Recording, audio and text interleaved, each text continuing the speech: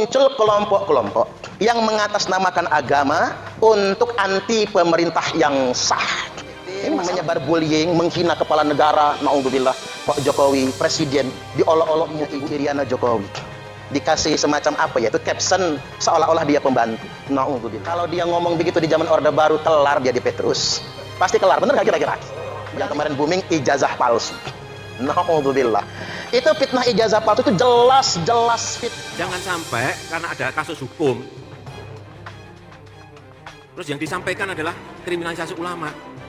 Ya, jangan seperti itu. Misalnya mohon maaf, ada yang dibilang ulama memukuli ya. Kalau udah memukuli orang ya urusannya dengan polisi, bukan urusannya dengan saya. Iya enggak? Ya mesti seperti itu. Masa mukuli sampai berdarah-darah? Ya saya sih nggak ngerti. Ya mesti polisi pasti bertindak kan, kalau ada kasus-kasus hukum seperti itu. Jadi tolong kalau tidak ada kasus, tahu-tahu dimasalahkan di hukum itu yang namanya kriminalisasi. Itu ngomong saya urus pasti. Assalamualaikum warahmatullahi wabarakatuh. Segala puji bagi Allah, salawat dan salam tercurah kepada junjungan Nabi besar Muhammad Sallallahu Alaihi Wasallam. Jadi benar apa yang dikatakan oleh Bapak Presiden, bahwa suatu tindak kekerasan, ya, penganiayaan, itu hubungannya sudah masuk ke ranah hukum dan polisilah yang harus bertindak dalam hal ini. Dalam beberapa kasus ada seorang pemuka agama yang melakukan kekerasan, kemudian ada juga yang melakukan pelecehan seksual. Itu kan masuknya sudah ranah hukum. Jadi bukan melakukan kriminalisasi ulama dalam hal ini. Jadi polisi sudah benar melakukan penangkapan kepada oknum ulama yang melakukan hal kriminal, ya. Jangan ini dikembangkan seolah-olah pemerintah telah melakukan kriminalisasi ulama. Jangan digiring-giring seperti itu. Kriminalisasi ulama itu dilakukan apabila ada ulama yang tidak melakukan kesalahan apapun tiba-tiba ditangkap. Itu namanya kriminalisasi ulama. Itu akan berhadapan dengan saya. Begitu kata Pak Jokowi. Kita harus memilih juga para ulama, kiai, habaib yang menyejukkan, yang menyatukan umat, yang mendamaikan, bukan yang mencerai-beraikan.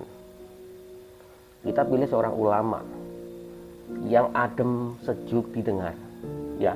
Ada beberapa rekomendasi juga, ada ulama juga yang ini seperti Ustadz Suparman Abdul Karim, ada Gus Muafik, ada Gus Miftah, seperti Buya Yahya, ya, Agim, banyak ribuan, ratusan ulama yang menjadi panutan kita semua. Ada Habib Jindan, banyak sekali, kita tinggal pilih.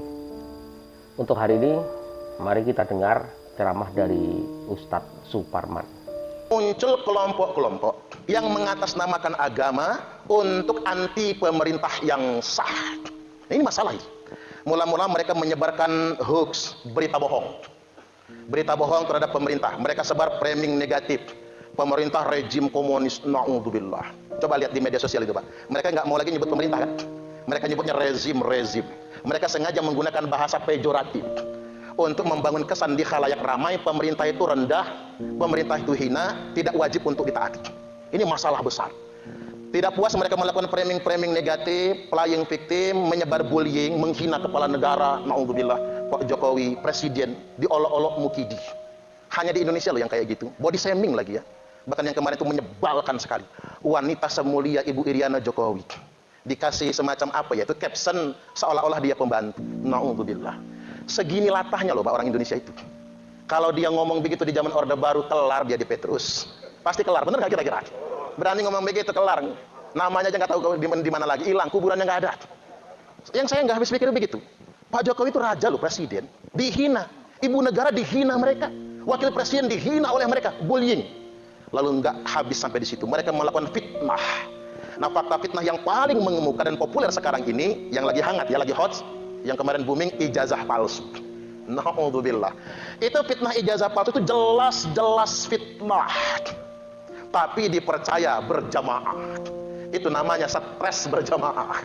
Ya gimana nggak stres, Pak? Itu jelas fitnahnya.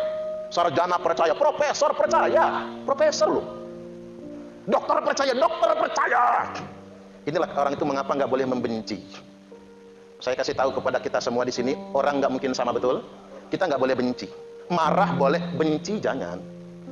Ngambek boleh. Ibu-ibu pernah ngambek? Sering malahan ya. Ngambek boleh, benci jangan. Kesel boleh, benci jangan. Karena marah, kesel, ngambek itu cuman letupan emosi. Boleh. Ya di 4-4 marahnya nanti stroke malahan. Jangan di 4, biarin aja. Tak ulang lagi, marah, ngambek, kesel itu hanya letupan emosi. Tapi benci itu bukan emosi, tapi penyakit hati. Orang kalau sudah benci, jangankan jeleknya, baiknya aja dipandang jelek. Makanya penyakit hati yang sangat parah itu adalah membenci. Itu jangan sampai. Mudah-mudahan Allah anugerahkan kita memiliki hati yang tak pernah membenci. Allahumma amin.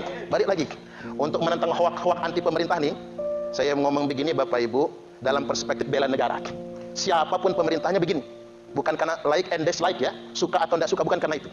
Tetapi saya ingin tegaskan, Allah Subhanahu wa taala sudah memberikan peringatan. Ayat ini keren banget, Pak. Ayat ini modern banget. Wala tuti'. Wala tuti'. Ini pakai huruf ain. Tuti'. Bukan tuti. Ada tuti enggak di sini? Kalau tuti itu kepanjangannya habis kentut mati. Jangan guyon aja itu. Wala tuti' kulla halafim mahin. Jangan sekali-kali ikut-ikutan.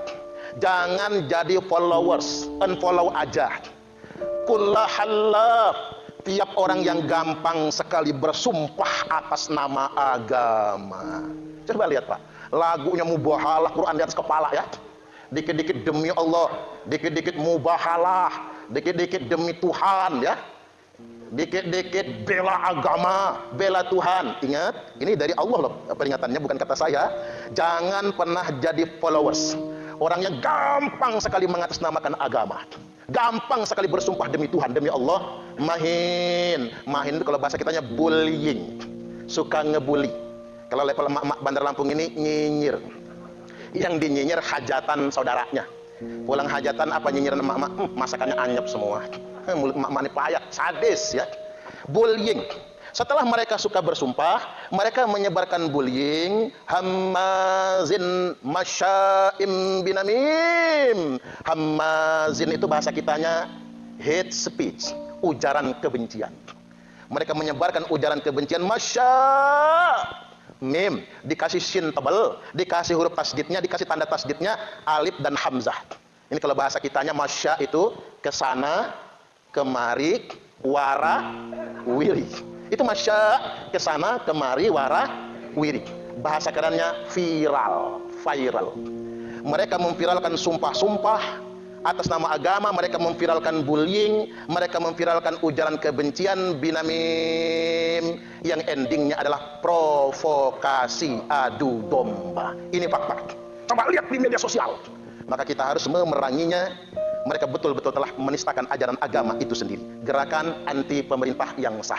Saya ingin katakan begini Bapak Ibu, yang namanya pemerintah itu tidak sempurna, betul? Mereka manusia biasa. Cuman bedanya beliau yang jadi presiden itu jelas lebih baik daripada kita. Iya Pak ya kira-kira. Ya jangan-jangan kalau saya jadi presiden rusak negara ini ya. Ya kalau saya belum tentu lebih baik kan Pak. Yang jelas mereka lebih baik daripada kita. Nah suka atau tidak suka, kita milih atau tidak, kebijakan kita senang atau tidak, sudah ada rumusnya di dalam agama. Man kariha min amirihi syai'an. Barang siapa yang tidak suka dengan kebijakan pemerintahnya, falyasbir, sabar dong. Tidak boleh kemudian alasan tidak suka lalu dia mempengaruhi masyarakat umum untuk melawan pemerintah yang sah.